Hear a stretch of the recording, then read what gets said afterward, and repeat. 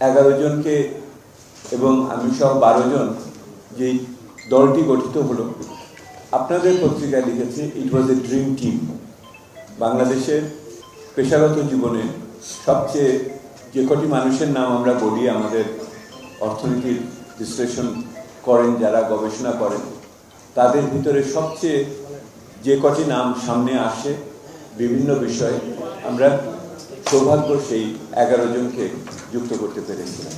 এবং যেই কমিটিটা গঠিত হয়েছিল আপনারা লক্ষ্য করে দেখবেন, এক একজন এক এক বিষয়ে পারদর্শী ওনারা, এবং এক একজন এক একটি প্রতিষ্ঠানে ওনারা কর্মরত।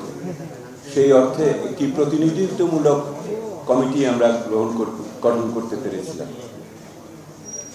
এই কমিটির সাথে আপনারা জানেন খুবই ঘনিষ্ঠভাবে সমর্থন দিয়েছেন আমার সিপিডির কলিগরা। সিপিডি এবং একই সাথে যে নাগরিক ফোরাম আছে আমাদের সিপিডি সচিবালয় হিসেবে, সেই নাগরিক ফোরামের সচিবালয় আমাদের সমন্বয়ক আনিসাতুল ফাতেমা এখানে উপস্থিত আছে, এবং আমাদের যে প্রায় 150-র মতো সহযোগী প্রতিষ্ঠান বাংলাদেশের বিভিন্ন জায়গায় আছে, তাদের সহযোগিতা পেতে দিতে এই প্রতিবেদন তৈরি করা কষ্টকর হতো। সিপিডির কলিগরা এই কাজের সাথে যারা যুক্ত হয়েছেন, তাদের সাথে ইউএনডিপি থেকেও আমার 2 সহকর্মী এই কাজের সাথে যুক্ত হয়েছিলেন।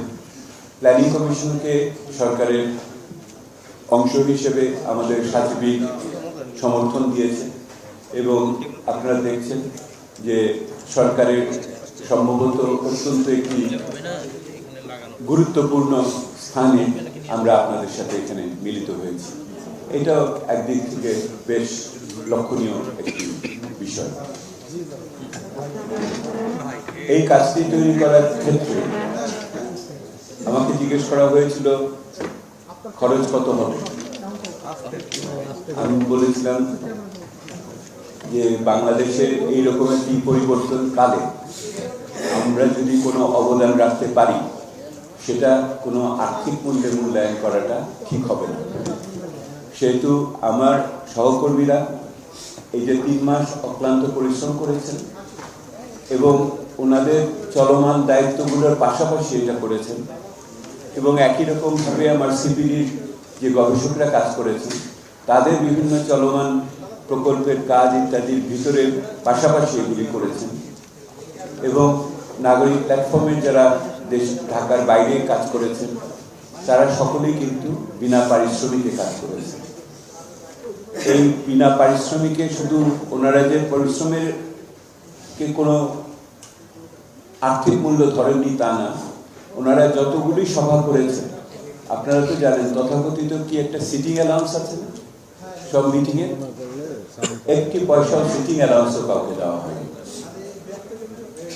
আমরা একটু আগে মূল্যায়ন করছিলাম যে এইরকম একটি কাজ যদি পরামর্শকদের দিয়ে করানো হতো তাহলে কত খরচ হতো।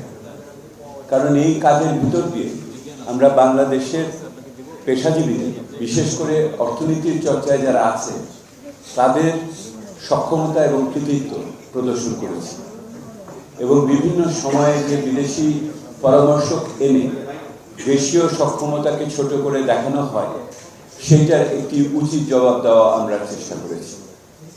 এবং আমাদের মূল্যায়ন হলো, যদি এটা ঠিক মতো কি প্রকল্প বানিয়ে করা হতো, কত বলেছ,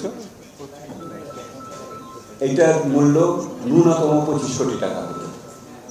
যদি প্রত্যেকের আপনারা পরামর্শকের দাম এবং আমার যে সহকর্মীরা আছেন তাদের যদি পারিশ্রমিক এবং যে সমস্ত অন্যান্য আনুষঙ্গিক খরচাদি ছিল, আমাদের হিসাব হলো এটা প্রায় 25 কোটি টাকার কাজ হয়েছে।